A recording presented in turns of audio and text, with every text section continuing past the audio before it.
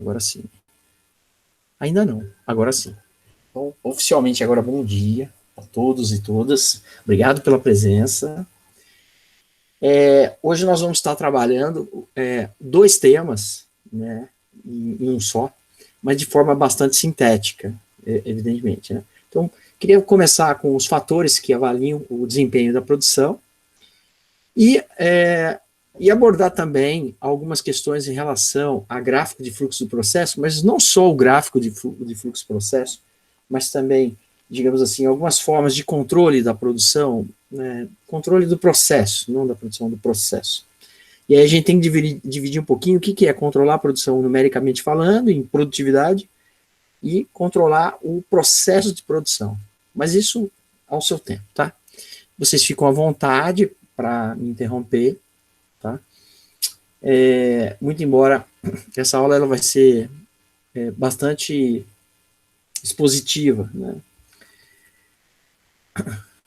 Bom, gente, aqui eu trago uma foto, baixíssima resolução, me perdoe, né?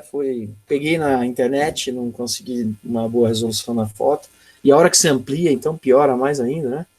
E eu peguei um dia qualquer numa produção. Alguém se atreve a falar, ou escrever, ou fazer sinal de fumaça, ou qualquer outra coisa, para me dizer que produção é essa daí? Vocês têm ideia que produção é essa? Parece um frigorífico, alguma coisa assim. Ah, muito bom, muito bom, muito bom, né? Aqui. O Zé Vitor Friboi. Não sei, Zé Vitor, se é Friboi. Mas. E o Gabriel Frango. É, eu não tenho a mínima ideia. Me parece alguma coisa assim, né? Nesse ângulo de visão aí, até pela resolução da imagem, fica difícil saber. Mas uma coisa temos que concordar: é um frigorífico. Né? E assim, como que vocês imaginam, né? Não precisa responder, tá, gente? Só queria que vocês fizessem uma pequena reflexão de o que são os Umpa-Lumpa. O que é Umpa-Lumpa? Da fábrica de chocolate. Não, fábrica de chocolate não é não. Mas assim, a fábrica de chocolate realmente ela é parecida com isso, só não tem tanta gente assim, tá? É bem menos pessoas. Mas é gelada também, né? Você vê que aí elas estão, o pessoal tá realmente em uma condição de trabalho de temperatura mais baixa, né? Não é muito gelado, mas bom, não sei se não é muito gelado, porque elas estão muito protegidas, mas principalmente você vê que é uma proteção assim um pouco forte, da impressão realmente que é para suportar o frio, né? Não um frio muito intenso, mas o frio está associado aí. De novo, né? Essa foto ela não é muito feliz no sentido de qualidade, né? Então, mas eu queria provocar vocês, não precisam responder, mas se quiserem, fiquem à vontade, né? Como que você acha que é o dia a dia disso daí, né? Como que você acha que é a questão da produção nisso daí? Como que você imagina? Não precisa responder, que fica difícil, né? Mas tenta imaginar esse negócio funcionando, né? Nós podemos imaginar que é um ambiente extremamente silencioso, não tem barulho nenhum, ninguém está falando nada, ou é um ambiente que as pessoas falam, não falam muito, mas falam um pouco.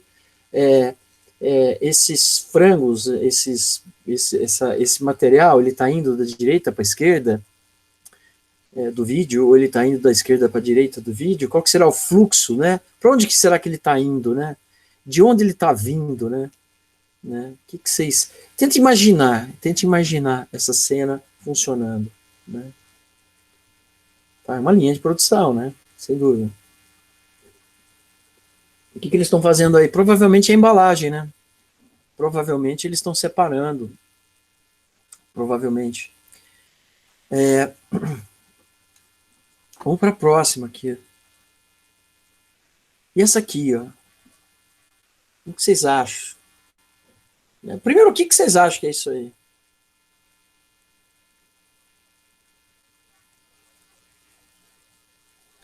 O Arthur entrou, não falou nada.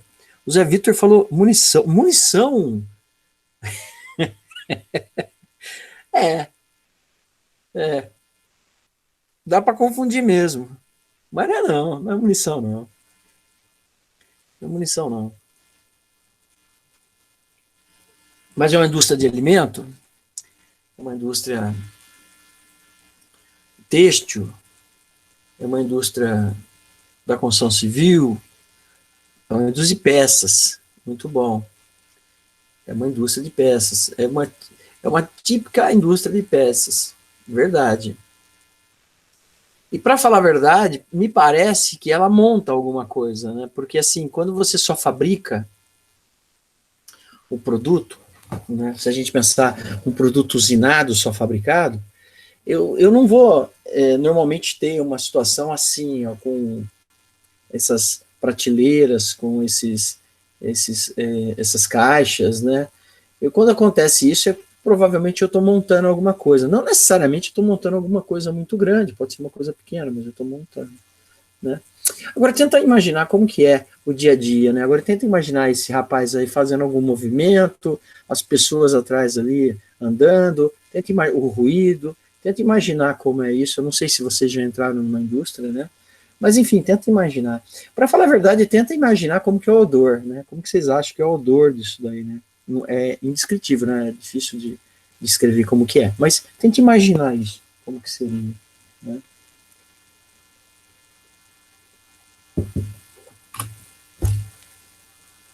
Aí eu trago, não tem resposta para isso, tá? Porque é só uma percepção.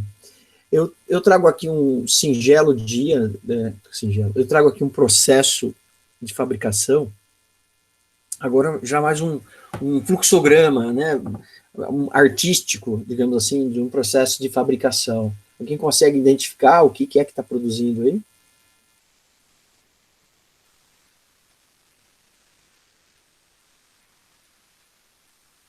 Agora é para responder. Papel, Zé Vitor, muito bom. É isso aí. Isso aqui é uma fábrica de papel. Produção de papel. Opa, volta. Uma produção de papel. Onde eu tenho aqui duas possibilidades de entrada aqui, ó, né? Eu tenho a entrada, eu acho que o mouse deve estar aparecendo aí, né? Eu tenho aqui a entrada, digamos assim, da madeira, das placas de celulose, né? Na realidade eu tenho aqui uma fábrica no começo aqui, que é a fábrica de celulose, que fica junto, mas não necessariamente precisa ficar junto, né? Mas eu tenho aqui uma fábrica de celulose, onde ele vai pegar madeira, vai triturar, vai processar a madeira, olha lá, madeira triturada, misturada a aditivos, aí depois pode ser também esmagada, né? Ao invés de triturado, pode ser esmagada, e são dois processos, né? Posso fazer triturado ou esmagado. Enfim, eu vou decompor a madeira aqui e vou gerar essas placas de celulose. Lógico que o processo ele não é tão simples assim. Ele é simples, mas não tão simples assim. Tem um pouco mais de coisa, tem mais equipamentos. E aí essas placas eu vou abastecer num reator aqui que vai misturar a celulose com a água, né? Mas eu posso usar também o papel reciclado, né? Posso usar só o papel reciclado, posso misturar o papel reciclado com a celulose nova, posso usar só a celulose, né? Com água. Aí depois isso vai ser processado, vai ser agitado, olha lá, fibras de celulose tornam-se mais flexíveis no agitador, então vai agitar, vai dar as propriedades. Depois vai ter um processo de fabricação do papel, né? Que vai o caulim, que vai dar brilho, também a questão do tamanho da cor. Esse tamanho, na realidade, eu nem sei exatamente o que é esse tamanho aqui, porque o tamanho não é o tamanho do papel que a gente imagina, né? Talvez a gramatura dele. Não sei. Ou cortou, tinha mais alguma coisa aqui, cortou na imagem, né? Enfim, isso aqui também vai misturar, e aí o papel molhado ele vai passar por cilindros laminadores. Eu tenho pointer aqui, beleza. Então vai passar por cilindros laminadores, que vai laminar, vai deixar na espessura que a gente adquire. O que sai desse cara aqui? Por que não sai? Sai daí. Opa, deixa eu voltar.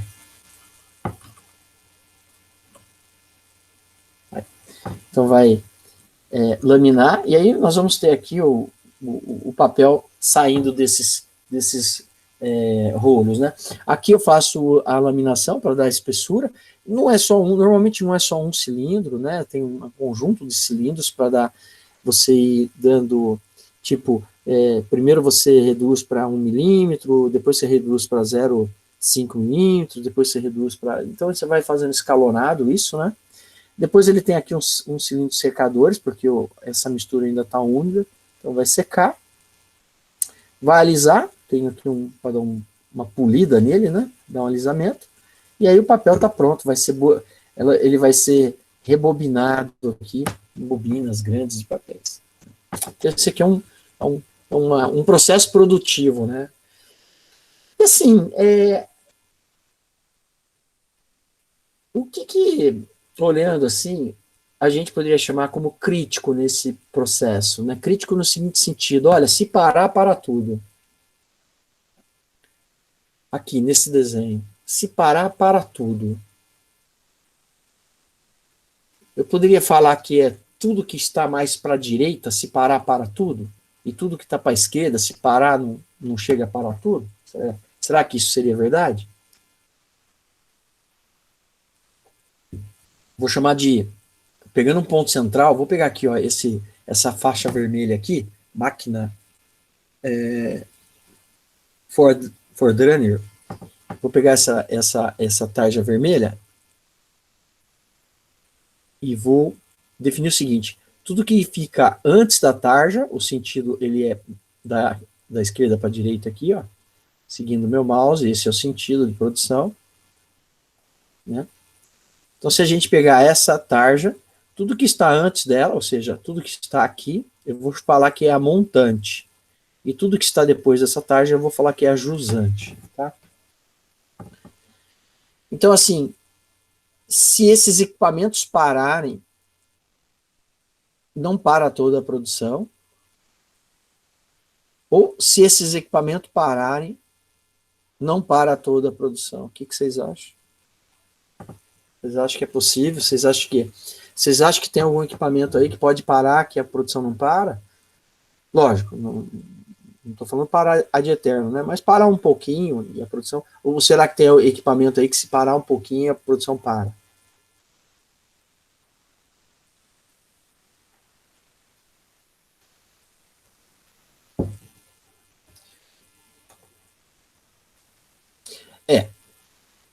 Olha lá, o Zé Vitor está contribuindo. Zé, eu vou dar um ponto positivo para você está contribuindo bastante, viu? Acho que talvez o montante seja mais importante. Né? Eu agradeço muito a contribuição, de coração, cara. É isso aí. É importante dar uma opinião, né? O que acha, né?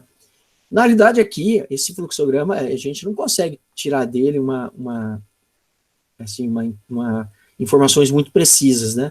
Mas eu diria para vocês o seguinte, que alguns equipamentos, ele podem parar, porque tem vários deles, e esse fluxograma ele não mostra isso, né? Mas, por exemplo, se eu tivesse esse conjunto aqui, ó, de triturador, e esse conjunto aqui de amassador, né, esmagador, de repente eu poderia usar ou este, ou o da esquerda, ou o da direita. E se parar o da esquerda, eu uso o da direita. Se parar o da direita, eu uso para a esquerda. Porque os dois vão produzir a placa de celulose, e tendo a placa de celulose vai continuar. É uma possibilidade. Mas eu posso não ter esses dois processos. Ou eu posso ter uma velocidade de produção tal qual que eu preciso dos dois trabalhando. Então, se eu parar um e ficar só com o outro, a velocidade de produção aqui vai cair. Né? Porque eu estou abastecendo com menos matéria-prima. Né? Salvo se eu tenho um estoque muito grande aqui. Isso é chamado de estoque intermediário. Se eu tiver um estoque muito grande... Se eu tiver um estoque muito grande aqui, intermediário, pode ser que eu pare um pouco aqui e a hora que eu volte ainda não esgotou o estoque intermediário. E para frente, nada para. Né? A mesma coisa com o papel reciclado. Agora, se eu estou trabalhando com uma linha de papel reciclado, né, então, neste caso, se acabar, se parar aqui, esse abastecimento, se parar, parou a linha toda, né? Mas vai demorar um tempinho. A hora que parar aqui, ainda tem material aqui dentro, ainda tem material aqui, ainda tem material para sair. Mas vai chegar uma hora que vai acabar. Então vai parar. A outra condição, né, como eu acabei de falar, mas a outra condição também que pode fazer com que a linha não pare, ou as máquinas não parem, é realmente se eu tenho um acúmulo, né? Conforme eu falei aqui, eu posso ter outros acúmulos aí.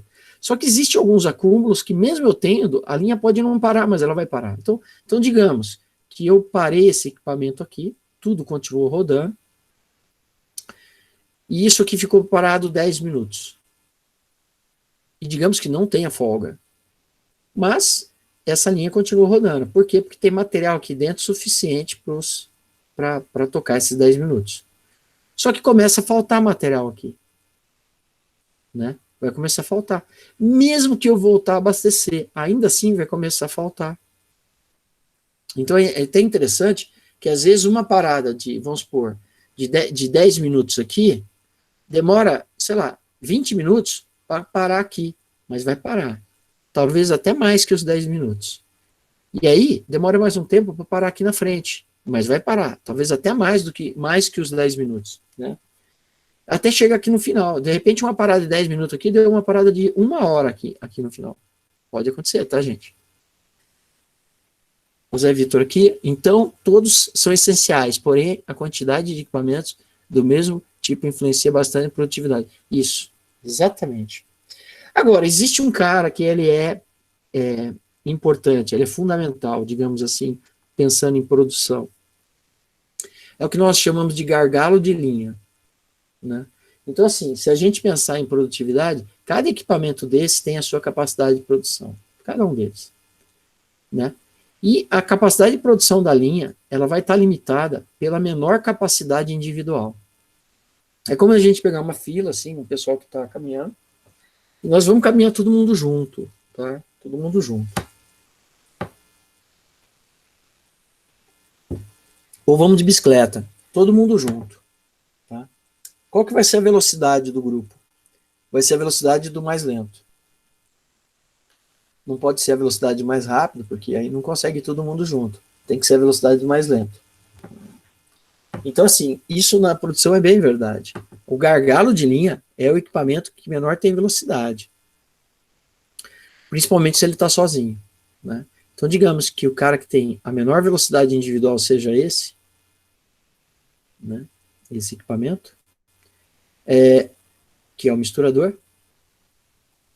Então, a velocidade da linha vai ser limitado ao misturador, por exemplo. E a partir daí eu meço a produção no misturador. Porque assim, se eu parar aqui um pouquinho e o misturador não parar, beleza. Depois eu voltar e o misturador não parou, beleza. E nem vai parar depois, beleza. Por quê? Porque ele é o meu gargalo de linha. Entende isso? Ó, vamos pensar. A gente está andando de bicicleta. E eu sou o mais lento. Que eu acho que é isso mesmo, eu devo ser o mais lento. Se eu for andar com vocês, eu acho que eu sou mais lento. Aí, beleza. Então, o que acontece? Um de vocês pega e dá uma paradinha para tomar água, para tirar foto. E eu continuo, eu não paro. Aí eu continuo, eu não paro. Né? Só que depois desse ele anda mais rápido e chega perto de mim. A gente não perde o contato visual, seria parar a produção, tá? A gente não perde o contato visual, mas ele vai andar mais rápido e chega perto de mim. Ou seja, mesmo ele tendo parado, não me parou. Se não me parou, não prejudicou a velocidade do trajeto, da viagem. Né? Isso quando eu fiz a viagem minha em janeiro, que eu fui para o Chile, de moto, aconteceu isso. Exatamente isso. Fomos em 3 motos. Então, o nosso processo de produção era o quê? Viagem para o Chile. Né? Lógico, nós temos metas intermediárias. Então, a cada 600, 800, 900 quilômetros, nós tínhamos um ponto de parada, que é o parada para fechar o dia. Né? Então, andava uma média aí de, dependendo do local, 600 até 1.000 quilômetros num dia. já era bem definido onde é que ia parar. A minha moto era a menor das três, né? Todas as outras duas eram maior, e, e bem maior, né? E bem maior. Enfim, então, qual era a velocidade de passeio? Estava limitado à minha moto. E era horrível, por quê? Porque, para não perder tempo, eu não parava para tirar foto. Quem parava para tirar foto eram os meus colegas, porque eles andavam muito mais rápido. E muitas vezes eles estavam comigo, estávamos juntos, mas tinha hora que eles paravam para tirar foto. E eu não parava. Por quê? Porque se eu parasse, iria atrasar a viagem. Então eu não podia parar naquela meta, né? Lógico, tinha momentos que eu parava, atrasava a viagem e tal, mas digamos, aquele momento que o objetivo não era atrasar a viagem. Eu não parava, eu seguia, para não perder tempo. Tipo, estou atravessando os Andes e não quero atravessar à noite os Andes. Não quero pegar temperatura gelada na cordilheira, né? Então, eu não posso parar, eu tenho que seguir. Eles paravam para tirar foto, depois me davam as fotos, lógico, mas eu continuava. E daqui a pouco eles depois de algum tempo, às vezes até demorava, às vezes demorava uma meia hora para eles me alcançarem. Aí acabava me alcançando. Mas onde que eu quero chegar? Que a velocidade da viagem, ela não foi comprometida pela parada deles para tirar foto. Olha só que interessante. Por quê? Porque o gargalo era eu, né? Agora, é lógico, se eu quero... Ah lá, o Zé Vitor. O gargalo de linha, então, é o equipamento de menor velocidade de produção. E não há um equipamento específico com esse nome. Perfeito, é isso mesmo. Sempre vai haver um gargalo de linha. Mesmo que se você vá lá e troque, mesmo que vá lá e fale assim, Maurício, tua moto é muito fraca, vamos trocar tua moto. Você vai pegar uma moto maior, a sua vai ser a mais forte. Beleza. Outra moto do grupo vai ser a mais fraca. Né? E se todo mundo tiver com a mesma moto, tudo igualzinho, ainda assim vai ter quem anda mais rápido e quem anda mais lento, e vai ter o gargalo de novo, entendeu? O gargalo sempre vai existir, gente. De um jeito ou de outro, o gargalo sempre vai existir. Tá? Então, singelo dia produtivo tem essas peculiaridades aí, né? Que eu estou tentando passar para vocês. Aqui eu peguei, eu achei muito legal essa foto, mas até agora eu não consegui decifrar ela totalmente, porque eu não tive tempo para parar para olhar, mas eu falei, é essa foto aí, esse desenho aí, ele é interessante. Né? E dá para a gente tentar achar um ponto de partida aqui, né? Deixa eu ver, eu só não gosto que aparece esse cara aqui, eu não queria que parecesse. Mas, então, vamos tentar achar um ponto de partida aí. Eu vou começar aqui, ó. Meu ponto de partida vai ser aqui. Depois a gente corrige se não for aqui, tá? Então isso aqui é uma indústria, ou é um ciclo, né? Podemos falar assim, é mais do que uma indústria, na realidade é todo um ciclo produtivo, né? Onde eu tenho aqui o recebimento de matéria-prima, de materiais e matéria-prima. Da empresa, né? A empresa ela tem. Normalmente ela tem, principalmente as maiores, ela tem uma entrada específica de caminhão e de fornecedores, né? Onde eles vão levar lá as matérias-primas. Então imagina uma empresa de alta produtividade, a quantidade de caminhões, a quantidade de materiais que chega diariamente, né? Não dá para falar, não, hoje eu não vou receber material. É meio complicado, né? Porque lembra lá naquele processo produtivo que eu mostrei para vocês do papel? Na realidade, ele está aqui também, né? Não é só com máquina, é com tudo. Né? Porque se eu demorar para receber matéria-prima, vai faltar lá. Lá no reator vai faltar matéria-prima. Então, e se eu atrasar, né, e baixar o meu estoque, eu tenho um gargalinho, lógico, né? Eu tenho que ter um gargalinho, mas eu tenho que ter eu tenho que ter assim, um estoquezinho lá para suportar uma oscilação, mas não pode ser muito, né?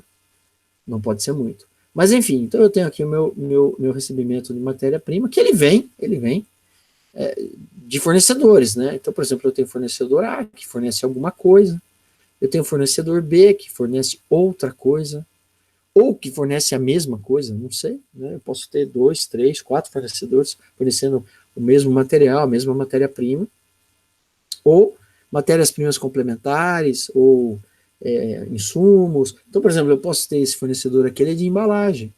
Esse fornecedor aqui me oferece aço.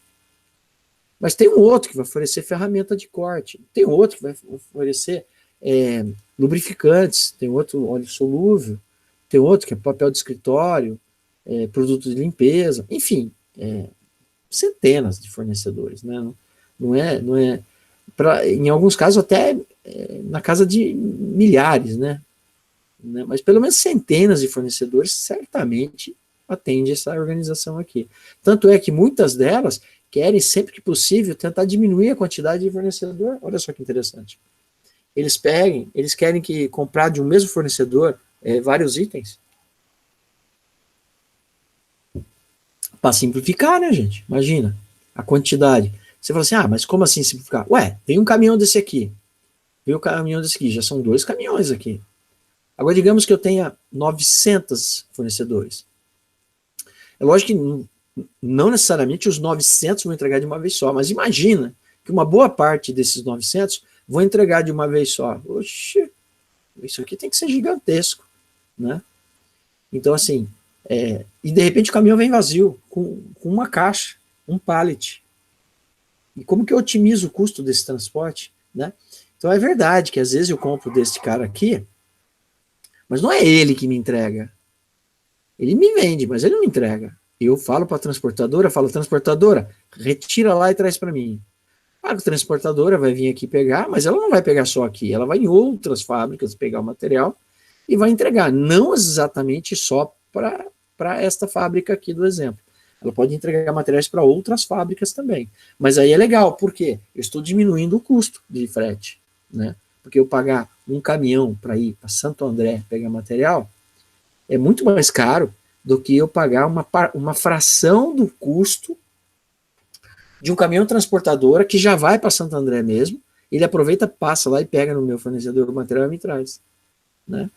Então tem isso, né? Outros casos também, mas por outro lado, se eu contratar um caminhão para pegar um caminhão de produto aqui do fornecedor A, o frete sai mais barato, né? Por unidade de produto, né? O preço total é caro, é mais caro, mas por unidade sai mais barato, né? Então o preço por quilo de material é mais barato, né? Bom, mas também esses fornecedores, se a gente parar para analisar, eles também têm fornecedores dele. Então tem fornecedor do fornecedor. Às vezes o fornecedor dele também é fornecedor aqui. Então é uma teia aqui enorme, enorme. O desenho ele não reflete toda essa complexidade dessa teia, né? Mas ele já dá um indício de como que é. Bom, aí uma vez que passou aqui, que entrou aqui pelo recebimento, é lógico que o caminhão normalmente ele é pesado, ele é feito, ele vai numa balança rodoviária enorme, pesa, não, qual o valor dele, e a hora que ele sai pesa de novo, né? Que é para ver se ele deixou aquela quantidade de material que realmente está na nota fiscal. Isso vale quando o caminhão é grande, tá? Quando são um volume de material é medido por peso e são volumes altos. Coisa pequena ninguém faz isso, né? Mas chega um caminhão de combustível aqui, ele é pesado. Chega um caminhão sei lá, de farinha, é pesado. Chega um caminhão de aço, né, de perfilado de aço, de tubo, é pesado. Tem que pesar o caminhão inteiro. Com caminhão, com cabine, com carroceria e com carga. Aí ele descarrega, quando ele volta, pesa de novo. A diferença tem que ser o que ele deixou lá dentro. Tá?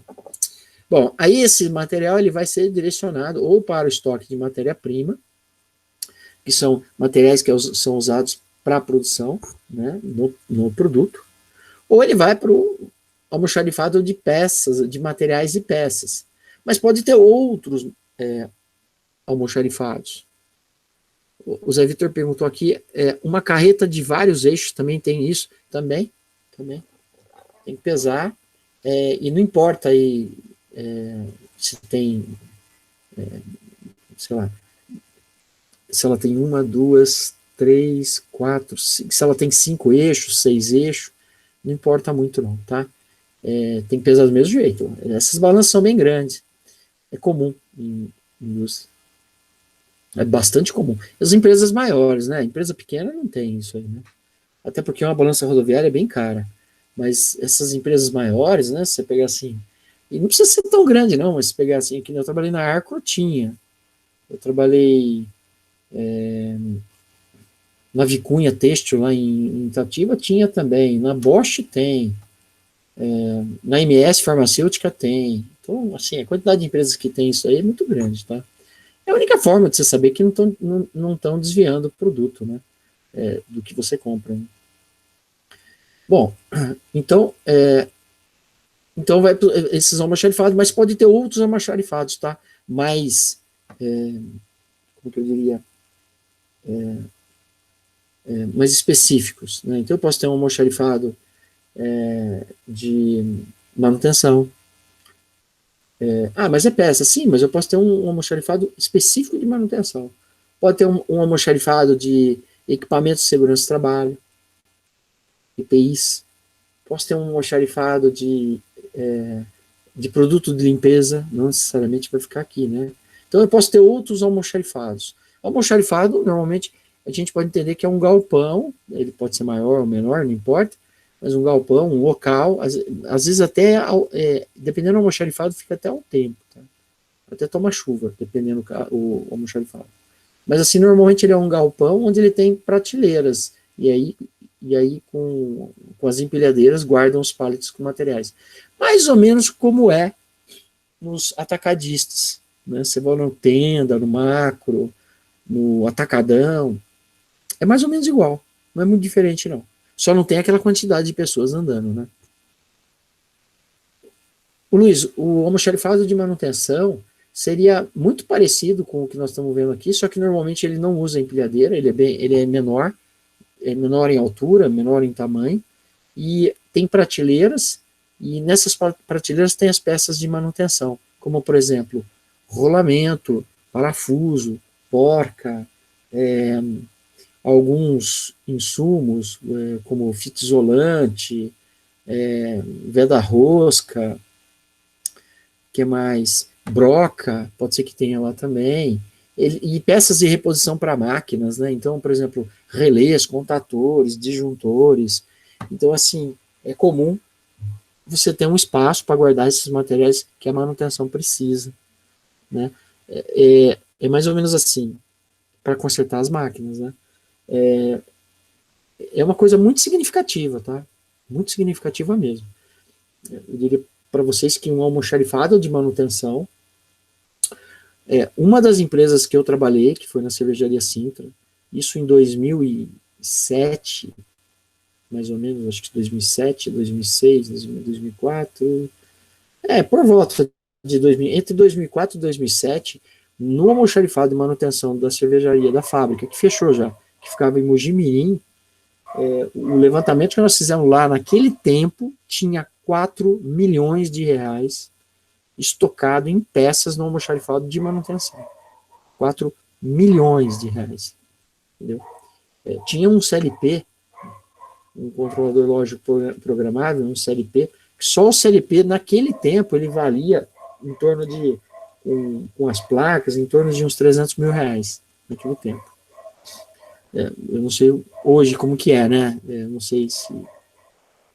Hoje ela não existe mais. Mas esses números de 1 milhão, 2 milhões, 3 milhões, 4 milhões, 300 pila. Era bem grande, é um da Siemens, né? Era bem grande. Bom, hoje talvez um CLP da Siemens equivalente seja bem mais barato, né? Naquele tempo era mais caro. Tá? Bom, aí nós temos o processo produtivo, que a gente deu mais uma discutidinha, a gente discutiu um pouquinho lá no fluxograma, né? Então aqui vai apresentar a produção. Aqui ele vai falar de estoque em processo, que é aqueles estoques intermediários. Porque conforme eu começo a produzir alguns equipamentos e alguns processos, eu gero estoque. eu gero estoque, tá? Esse estoque ele é intermediário, é um estoque assim, olha, já vou adiantar, vou fazer um volume aqui, para depois esse material, esse produto que eu estou fazendo, que não está pronto, né? Não está pronto. Digamos assim, eu usinei o perfil de uma engrenagem, mas eu não fiz a engrenagem, só usinei o perfil. Bom, essa engrenagem, ou esse material, esse blank com o perfil, ele vai ficar acumulado num pallet, no local, é muito menor do que essa estrutura, lógico, né? Então, num pallet, em caixas, em recipientes apropriados, onde eu vou ter um estoque intermediário, né? Algumas empresas não trabalham com essa ideia de estoque intermediário, não querem. Outras, mas a grande maioria não tem como fugir, porque é necessário, né? Eu não posso ligar a máquina para fazer uma peça, eu tenho que ligar a máquina para fazer um lote de peça. E aí esse lote de peça ele vai ficar esperando até poder fluir, né? Então é a mesma coisa aqui. Então, por exemplo, eu tenho as peças aqui, eles vão aqui para por exemplo, uma montagem, né? Esse caso aqui, ó, eu diria que ele pode estar fazendo uma montagem, poderia, né? Ele está separando as peças que ele vai precisar para fazer uma montagem, né? Então é a mesma coisa. Então pode ter uma montagem aqui, né? Que um subconjunto pode ser uma montagem que vai gerar outro estoque de processo, que vai para outra etapa, que vai gerar talvez o produto final, né? Esse produto final, então, ele atravessa várias etapas, e nessas etapas eu posso ter estoques intermediários. Posso ter estoque intermediário. Não que eu tenha, né? Então, por exemplo, imagina, eu estou fabricando biscoito, uma coisa que eu entendo relativamente bem. Eu estou fabricando biscoito. Eu não tenho como fazer um estoque intermediário de biscoito, gente. Não tem nem cabimento, né? Por quê? Ué, como que eu vou fazer com os biscoitos? Não tem embalagem, não tem nada, eu vou estocar de que jeito aquele negócio, né? Alguns tipos até dá, aquele salgadinho até dá, né? Você joga e coloca em caixa e depois você usa. Pode ser, mas isso como processo produtivo, talvez com uma falha operacional, você precisou tirar, aí pode ser. Mas no dia a dia, que doideira isso daí, né? Não tem nem cabimento de fazer isso, né? Então, assim, eu não vou fazer estoque intermediário. Aquele biscoito recheado, que você tem as casquinhas e o creme por dentro, né? Ou wafer, eu não vou fazer um monte de placas, né, para depois rechear, cremear, rechear e depois montar o biscoito. Oh, é isso. Esse biscoito vai sair uma fortuna. Nós vamos pagar no pacote de biscoito uns 50, como que é o nome? 50 pila. Quem fala pila é o pessoal lá no sul, eles falam pila. 50 pila. Vai pagar 50 conto um pacotinho de biscoito, que você paga aqui R$2. Então, entendeu? É um custo, R$2 é um custo que definitivamente não dá para a gente fabricar um pacotinho de biscoito com R$2. Você não fabrica, não tem como, entendeu? Só uma fábrica, só um processo contínuo, processo que te otimiza a produção, que vai conseguir um preço desse, né? E você pode até achar que é caro, mas não é, né? Não é. É que no mundo, no meio de concorrência, quem fabrica mais barato, aí você tem um parâmetro. Mas definitivamente, tudo que está à venda, não tem nada que você consegue fazer com aquele dinheiro. Assim, se pegar o dinheiro que você paga pelo produto, você não consegue fabricar aquilo lá. Ah, mas se eu tivesse a máquina, eu fabricaria. Não, não fabricaria, não. Tem que ter máquina e volume. Volume. Temos que produzir em grande quantidade. Aí sim, o preço baixo. Caso contrário, não tem como, né? Fica bem caro. Bom, o produto final ele vai aqui para um outro local, que também é um estoque, assim como esse aqui. A diferença é que esse aqui eu chamo de almoxarifado. Ele é um estoque de matéria-prima e materiais. E aqui eu chamo de expedição. Ou expedição é porque vai expedir, vai mandar para fora. Mas na realidade é um almoxarifado. A gente não usa o termo almoxarifado. Alguns usam o depósito, mas é muito usado de estoque mesmo, estoque de produto acabado. Então é outro galpão, gente, não tem nada a ver com esse. É outro galpão. Esse estoque de produto acabado, aqui o produto está prontinho para ir embora nos caminhões. Ou seja, o produto está embalado na sua embalagem de venda ao consumidor, e ele está em caixas e pallets para poder ser transportado, né? Que vai ser destinado ou diretamente para o cliente, em alguns casos. Aqui não dá para ver o que é, mas porque entrou essa porcaria aqui na frente, que eu não sei como que tira. Se eu clicar, ela muda de cor. Sai do modo de tela cheia. Bom, deixa aí. Então, ele vai mandar para digamos assim, para revendedor, aqui, distribuidor. Deixa eu jogar aqui para cima. Aqui. Então, vai mandar para distribuidor, para varejo. Varejo é venda direta ao consumidor, né? Então, eu posso mandar direto para um cliente. Algumas fábricas é assim, ela fabrica e te manda direto para você. Manda no teu nome, para você, né? Outras eu vou mandar para um distribuidor, que é uma empresa que me representa no local. Por exemplo, eu quero comprar um motor da WEG, motor elétrico. Eu não consigo comprar da WEG, ela não me vende. Eu preciso comprar do distribuidor dela. Eu quero comprar um rolamento. Rolamento é rolamento. Um grande fabricante que nós temos aqui próximo é SKF, fica em Cajamar. Mas não adianta você ligar lá que ela não vai te vender, ela vai te indicar um revendedor. Revendedor aqui em Campinas é a RS Queiroz. Né? Ou então em varejo, são lojas de varejo. Aí nós estamos falando em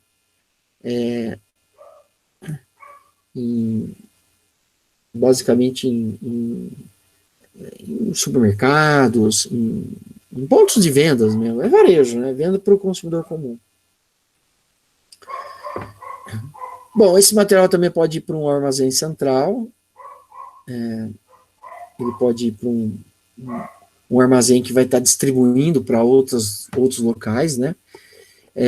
Por exemplo, se você pegar o Magazine Luiza, por exemplo, funciona assim, né? O produto, ele não vai para a loja do Magazine Luiza, ela vai para o armazém geral da Magazine Luiza, que fica na Bandeirantes, rodovia Bandeirantes, perto lá em Jundiaí, perto de Jundiaí. Aqui em Campinas eu acho que é Casas Bahia, né, que tem, né, também, acho que também na Bandeirantes também. E daí vai alimentar essa cadeia, né? Ou seja, na verdade, esse armazém central ele pode mandar para varejo, ele pode mandar para distribuidor, não, mas normalmente para varejo, ou ele vai mandar pode mandar para empresas que também são fornecedores de fornecedores, enfim. Ele vai, de uma forma simplificada, vai virar um ciclo, né, que não para e está intimamente ligado. A ponto de você ter concorrentes que são concorrentes, mas que existem alguma coisa em comum entre eles, né? Por exemplo, hoje, esse exemplo que eu vou dar já não é mais verdade, mas era verdade até bem pouco tempo atrás, né? Eu estive na Pirelli, tive na Pirelli Pneus, estive na Pirelli Cabos, né? Cabo Cord, a Cord. A Cord era uma divisão da Pirelli que ela foi vendida, né? A Pirelli precisou vender ela, a Cord. Né? A Cord, ela fabrica o arame que vai no pneu. Né? Dentro do pneu tem um arame, na borda do pneu tem um arame. Um fio, né? Um arame. Esse arame é fabricado pela Pirelli, agora não mais. Agora a empresa mudou de nome, mas era uma empresa chamada Cord, da Pirelli, fica ali em Sumaré, perto da 3M. E adivinha? Quem comprava essa corda, esse arame, da Cord, que é da Pirelli? A Goodyear. Né? Então, eu lembro que uma vez a gente estava conversando sobre isso daí, e um colega que trabalhava lá na Cord, ele falou assim, nós tivemos problema, tivemos que mudar os caminhões, porque a Goodyear pediu para não entregar mais com o caminhão da Pirelli, que chegava o caminhão da Pirelli entregando Cord, e pegava muito mal, né? E aí eles mudaram, aí era um caminhão, acho que foi aí que mudou o nome, acho que antes chamava Pirelli mesmo, mudaram para Cord, aí o caminhão mudou também, para não chamar tão atenção. Só que agora não é nem mais a Pirelli, ela vendeu esse segmento, aí não é ela mais que faz. Né? Gente, até aí, tranquilo? Tá fácil?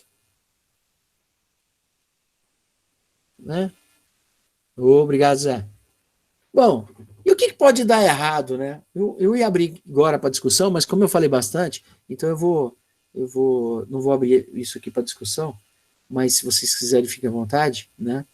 E o que pode dar errado, né? Na realidade, quando a gente, pensando no sistema de produção, é muito bonito, né? Mas tem coisas que podem dar errado, né? E aí eu coloquei aqui alguns fatores que podem prejudicar essa tranquilidade industrial corporativa, né? Como, por exemplo, políticas públicas. Eu acho que as políticas públicas, não que seja exatamente um caso de política pública, né? Não é exatamente isso, mas tem o mesmo efeito. Esse momento que nós estamos vivendo de pandemia, que de certa forma está associado à política pública também, né? De certa forma. Mas é uma questão muito maior, uma questão de saúde, eu diria para vocês que isso aí está quebrando empresa, né? Sem fazer juízo de valores, não é isso, eu não quero fazer isso, mas definitivamente isso é um fator externo que afeta a produção, não é? Ontem eu fui comprar água aqui para casa, fui uma distribuidora de água, né? E cheguei lá pro Dilson, falei, Dilson, aí como que estão as coisas? Eu falei, tá dando para pagar as contas, tá bom. Cara, dando para pagar as contas, tá bom, é porque não tá nada bem, né? Concorda? Isso é um jeito educado de falar que as coisas não estão bem. Eu falei, cara, mas tá tão ruim assim? Olha só. Ah, tá, viu? Eu falei, mas quanto caiu? Caiu pela metade a tua venda? Não, caiu uns 70%. 70%. Então, assim, se um distribuidor de água sofreu um baque de 70%, que eu acho muito, né? Mas se ele sofreu tudo isso, a fábrica de água mineral também sofreu esse baque. Também, né? Não tem como ser diferente. Então, isso afeta. São fatores externos que afetam. Que tem a ver um pouco com a política pública. Mas a política pública, né, as políticas públicas, elas podem afetar realmente uma fábrica. Um exemplo mais característico de política pública, muito embora também tenha a ver com saúde, mas faz parte, é a indústria do fumo. Né? Antigamente, gente, se vocês pegarem fotos antigas, não tão antigas, mas sei lá, fotos de 20 anos atrás, talvez, mas antigas, né? E você vai ver que supermercado, bares, padaria e tudo assim, mas tinha cigarro muito, muito. Tinha um painel assim atrás, um balcão assim, um monte de marca, né? E hoje você já olha, tem, mas já é mais discreto, tem menos, né? Antigamente comprava pacotes, né? Aquele pacote de maço, né? Vendia isso aí. Hoje, talvez até venda, mas não acha com tanta facilidade, né? Por quê? Porque houve uma política pública com o objetivo de diminuir o vício no fumo, né? Em função de problemas de saúde, sem dúvida nenhuma. Mas houve esse objetivo. Existe outros exemplos aqui, né? Novas tecnologias, nós falamos, né? Já da Olivetti, né? E outras, né? Uma das aulas eu mostrei para vocês aí que eu gravei, mostrei a questão das tecnologias, né? Como que ela influencia uma empresa. Condições climáticas, né? Tem empresa que depende de condição climática. Por exemplo, uma empresa que faz instalações de para-raio, se ficar chovendo, ela não tem como trabalhar, né? Pelo menos a instalação ela não vai conseguir fazer, né? Então, isso também afeta, são fatores externos, né? Atraso de fornecedores, né? Dentro daquele ciclo, aquela cadeia, um fornecedor que atrasa a sua entrega, né? Ele vai gerar uma turbulência dentro da empresa e é uma coisa externa. A empresa pouco pode fazer em relação a isso. Oscilações nas especificações das matérias-primas, mas não no sentido de que a empresa que está comprando, ela está oscilando. Não, ela não oscila. Mas a empresa que fornece. Existem algumas matérias-primas que sofrem oscilação das suas características, principalmente aquelas que são naturais, né? Por exemplo, na área de alimentos, tem época que você pega a farinha com uma qualidade, uma umidade maior, um teor de cinza maior, enfim, você pega algumas características diferentes, que isso tem muito a ver digamos assim, com a colheita, né, com a safra. O vinho é a mesma coisa, então sofre bastante com safra. Então, isso pode oscilar, né? O Zé colocou aqui, gente, ó, para o ramo agrícola, nem se fale, então, em relação às condições climáticas. Então, pois é, ramo agrícola, tremendo. E o ramo agrícola ainda, né, agricultura, indústria agropecuária, a gente tem até que levar em consideração que os dois extremos são terríveis para eles, né? Então, assim, por exemplo, se chover é ruim, né? Mas se não chover é pior ainda. Então, assim, ele precisa que chova, porque ele precisa, é necessária a chuva para ele, mas ele precisa também de tempo que não chova, ou que não chova exageradamente, porque senão ele perde a produção, né? Temperatura. Quando você fala em temperatura, gente, produção de uva, né, principalmente as uvas que é produzidas no Nordeste, não, mas as uvas que são produzidas no Sul, elas precisam, bom, Nordeste também, um dos quesitos para a uva, assim, para ter uma boa safra de uva, é que você precisa ter variação climática. Você precisa ter. Tá? A uva é um cultivo que, se não tiver uma exposição do vegetal, né, no quente e no frio, ela não consegue evoluir, entendeu? Ela não vai florescer, ela não vai germinar, não vai ter jeito. Então precisa. Então, assim, uva não dá em local que é frio. Isso é um mito. Uva dá em local que ele é quente e frio. Tem que ter os dois, entendeu? Tem que ter os dois. Então, se o local for só quente, não vai dar uva. Se o local for só frio, não vai dar uva. Então, a uva só dá no sul? Não, uva dá aqui também. Aqui em Jundiaí tinha plantações de uva, tem várias vinícolas lá, entendeu? Então, tem, Minas também tem, mas tem que ser local que tem essa variação climática, né? Mas oscilações nessa variação climática, ou mesmo de chuva, ou, enfim, em especificações, principalmente de fornecedor, pode gerar essas turbulências, né? Já os internos podem ser, por exemplo, falhas operacionais. Então, assim, fez errado, né? Existe um procedimento ou não existe um procedimento, e o operador ele fez errado, ele errou. Então, isso daí ele gera uma perturbação, gera uma parada, uma perturbação, gera uma quebra do processo produtivo, né? Pode gerar, pelo menos. Quebra de máquina, aí não tem nem o que falar, né? Quebrou máquina, para mesmo, né? Lógico, depende onde quebra, depende muito como quebra e quanto tempo vai ficar parado, depende de tudo isso. Mas quebra de máquina definitivamente é um problema, um problemaço. E é um problema extremamente interno, né? E não dá para a gente considerar que quebra de máquina é uma coisa normal e temos que conviver com isso, né? Muito embora é uma coisa normal. Mas assim, e a indústria, a empresa de aviação, onde o produto dela é o transporte e o equipamento que ela usa para transporte é avião, tudo bem ficar quebrando? Né? Tá tendo um voo, quebra durante o voo, tudo bem? Quebrar é normal, faz parte. Temos que rever os conceitos, né? Não dá, né? Então, assim, para algumas atividades a gente não aceita que quebre de nenhum, e para outras a gente aceita, mas na realidade é tudo uma questão de investimento, né? Então, assim, é um problema de falha interna. Um fator interno, perdão. Falha de programação. Eu lembro que, não sei se falei para vocês, isso foi na Cerezer. Parou a produção porque precisava produzir um outro vinho. Estava produzindo um produto, eu não lembro o que era, e precisava produzir um vinho lá. Eu não lembro se era vinho, se era destilado, tinha que produzir, um outro produto, tinha que produzir.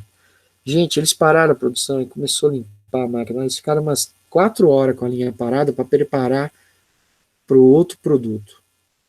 Quando estava preparadinho, com um produto dentro da enchedora para começar a produzir, descobriram que eles não tinham rótulo. Rótulo é necessário, você não pode produzir sem rótulo. Você vai fazer estoque intermediário de garrafa sem rótulo para depois ter que rotular tudo de novo. Isso é perda de tempo, isso é uma estupidez, entendeu? Porque você já produz rotulando, né? É uma coisa assim em linha.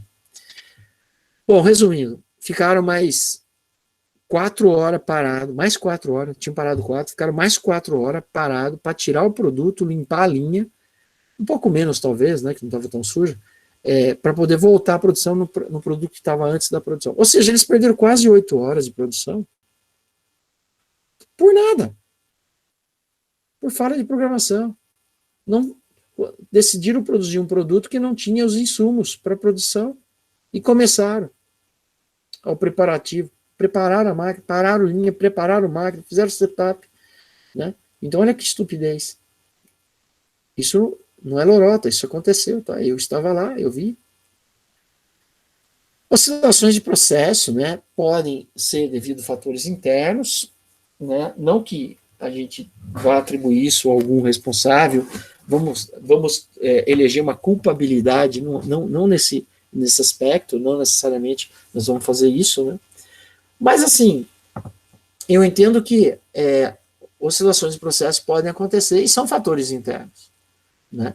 Que tem que ser resolvido internamente. Essas oscilações internas, seja na produção, seja no produto, seja... Enfim, isso pode acontecer.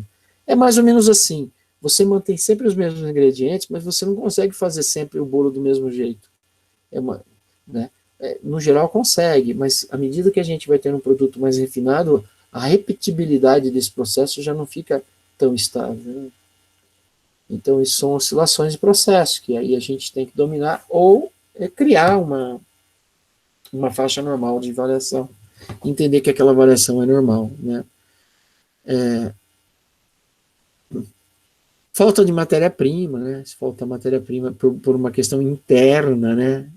Não só matéria-prima, mas que nem o exemplo que eu dei foi falta de insumo, né? Foi uma falha de programação. Muito mais do que uma falha de programação, também foi. Por que não tinha? Se precisava produzir, por que não tinha matéria-prima lá? Por que não tinha insumo? Tinha que ter, né? Então, quem errou naquele meu exemplo?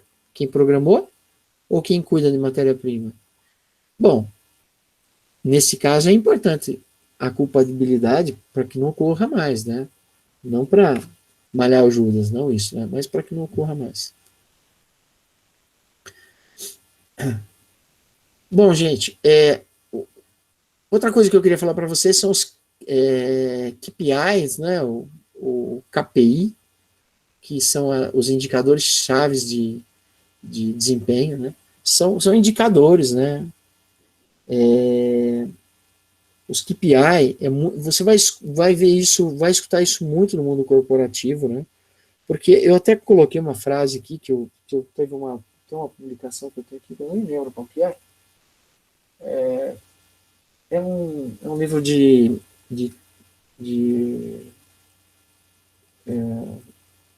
gestão de manutenção, e o autor coloca essa frase aqui, opa, só Vitor. Quem não mede, não gerencia. Né? E eu acho isso aqui muito verdade mesmo. Né? Quem que é o gerente? Sou eu. Tá, e quanto que vocês produzem por dia? Cara, eu não sei. Então você não gerencia. Então você não sabe, você não gerencia. Se você não mede, não tem como gerenciar. Né?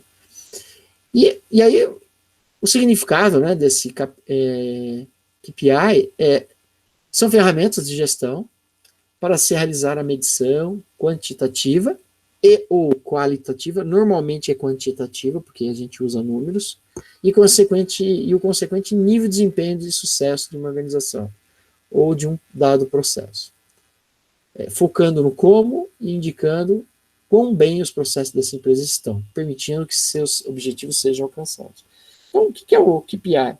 Ele, na realidade, são indicadores, né, que são métricas que eu consigo através dessa métrica, comparar para saber se eu estou bem, se eu estou melhor, se eu estou pior do que eu no passado, ou eu ontem, ou do que um benchmark, ou seja, do que o melhor da categoria. Né? Então, assim, por exemplo, um KPI da Fórmula 1 seria, por exemplo, o tempo que o piloto demora para dar uma volta no autódromo. Né? Então, ele completou uma volta em 42,395 minutos, perdão. Não, segundos mesmo. Segundos. Ou em 2 minutos e 1 minuto e 32 segundos e 96 centésimos. Né? E o concorrente dele, quanto que tá? Né? Isso direto a gente vê, né? Quem assiste Fórmula 1 vê direto esse comparativo. Né? É um KPI, né? É uma forma de comparar como que ele está. Então aqui tem alguns exemplos, né, de KPI. Tempo de lançamento de um produto é uma ideia, né? Então, eu como empresa de inovação, eu uma empresa moderna, qual é o tempo que eu demoro para lançar, para colocar um produto no mercado, um novo produto? Eu coloco um produto a cada 6 meses. Eu coloco um produto a cada 5 anos. Não sei. Nós podemos medir a capacidade de se reinventar através desse indicador aqui, né? Lead time, né?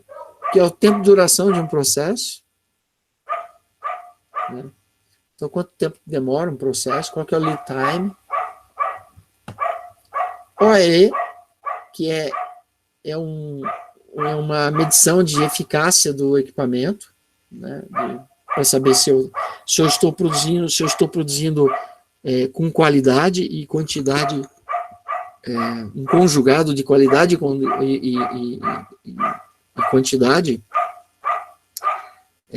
satisfatório, né? Ou seja, se eu estou igual o líder do mercado, se eu estou pior que o líder do mercado, se eu estou melhor que o líder do mercado, dificilmente eu vou estar melhor, porque ele é líder justamente porque ele tem um melhor indicador, né? Mas à medida que eu começo a superar o líder, eu passo a ser líder, entendeu?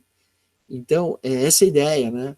Ou mesmo eu vou comparar comigo mesmo, eu não vou comparar com ninguém, eu vou comparar comigo mesmo. Eu quero saber, olha, meu OEE, ou seja, minha eficiência de produção é de 90%, digamos. Mas, num passado próximo, né, não tão longínquo, minha produção, minha performance era de 92%, então piorou.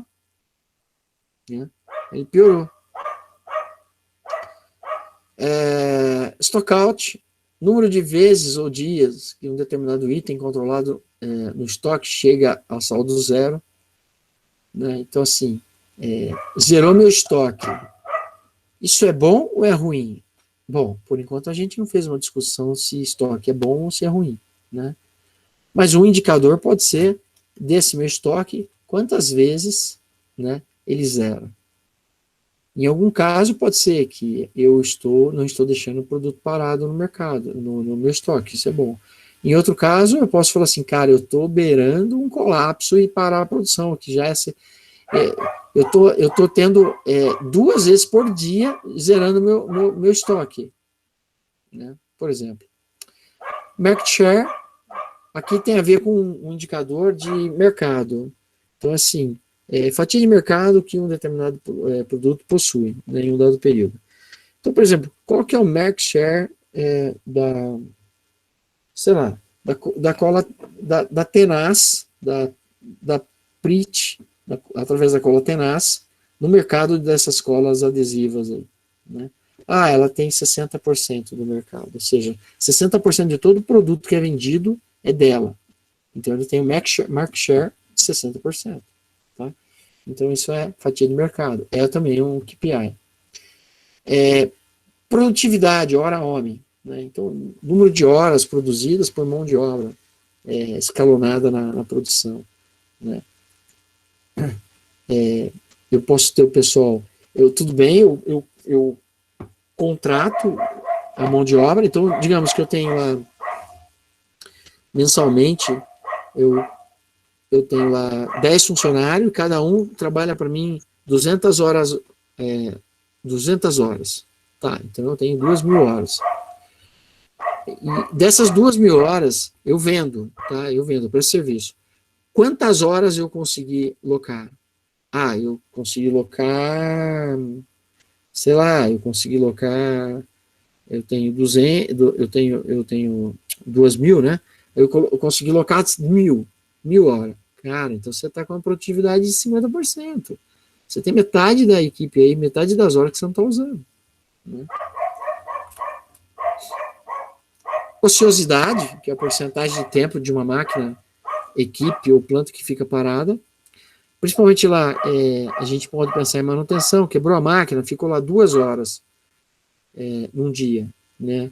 Ficou, ou no mês, ou ficou, sei lá, 10 horas no mês parado. Né? Mês passado ficou 8 horas parado. Então, para a gente não comparar a hora, a gente compara percentual, porque aí eu posso comparar máquina com máquina. E não sempre é a mesma coisa. Né? Então, eu pego em cima do todo que era para trabalhar e vejo quanto que não trabalhou e quanto representa no todo.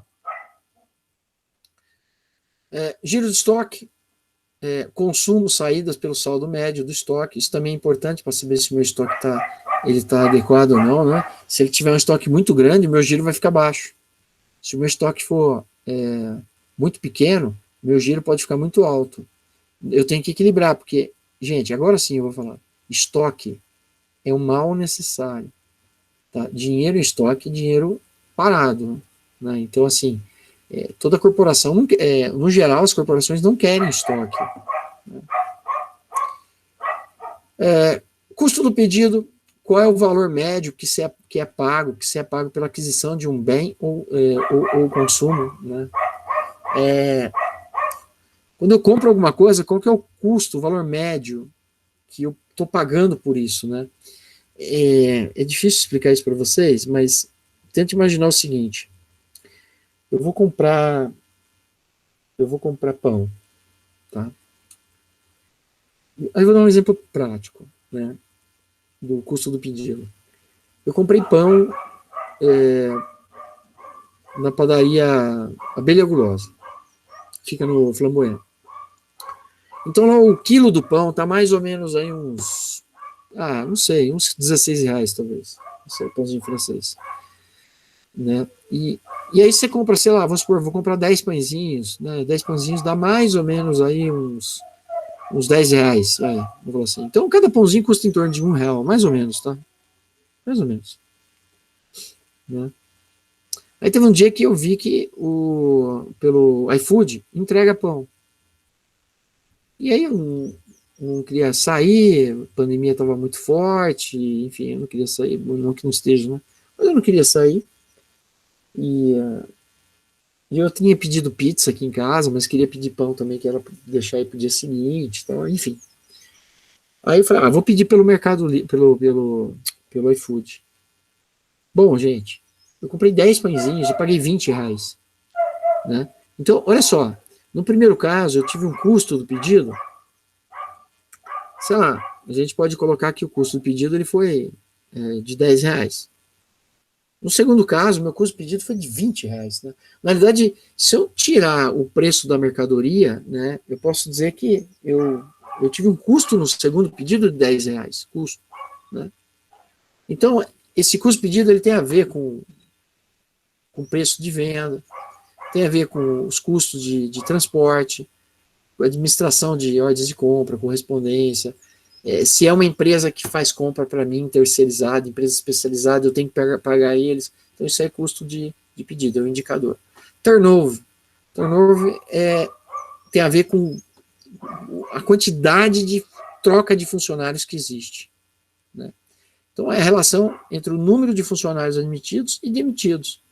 Taxa de substituição de funcionários. Trabalhar numa empresa que tem alto turnover não é um bom negócio, a princípio. Significa que você não deve ter vida longa lá. Trabalhar numa empresa que tem baixo turnover me parece um bom negócio. né? Você deve ter um tempo de vida alto lá. Bom, mas aí depende do teu objetivo, né? Se o teu objetivo é entrar numa empresa e aposentar lá, procura uma empresa com turnover baixo. Se o teu objetivo é só ganhar experiência, mas você não pretende ficar lá, pega então uma empresa turnover alto, é melhor, né? Porque assim eles vão te mandar embora e é melhor para o empregado ele ser mandado embora do que ele pedir demissão, por causa de verbas rescisórias só. E por fim aqui, indicadores de rentabilidade, né? Demonstra quais são as margens operacionais líquidas que uma empresa opera e qual é o seu nível de retorno sobre o seu investimento. Vou chamar de ROI, retorno sobre o investimento, né? Esse indicador de rentabilidade é fundamental, porque no geral, quem administra uma empresa, se a gente pensar, quando a gente pensa assim, em empresas, tem vários níveis, né? Então, se a gente pensar em uma empresa que tem presidente, né? Tem empresa que tem diretor. As empresas todas têm diretor, mas quando chega no nível de presidente, esse cara, ele normalmente ele não toma conta da empresa, ele toma conta da, dos indicadores de rentabilidade, ele toma conta das ações da empresa, entendeu?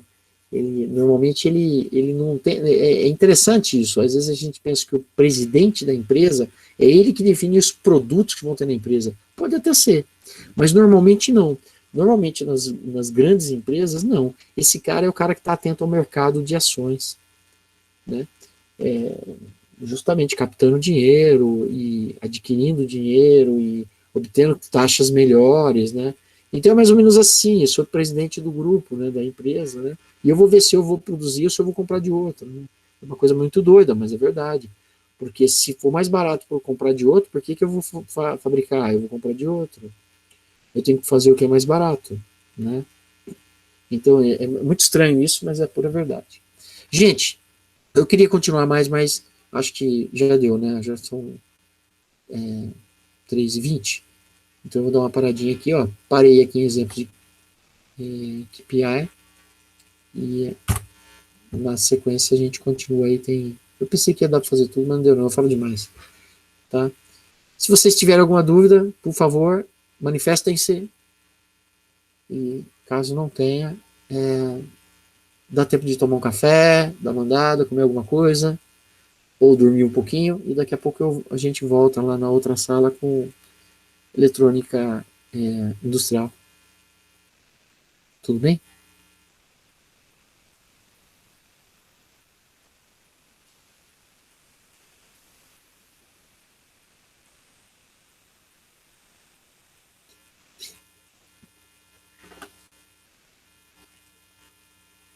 Obrigado, Guilherme. Valeu.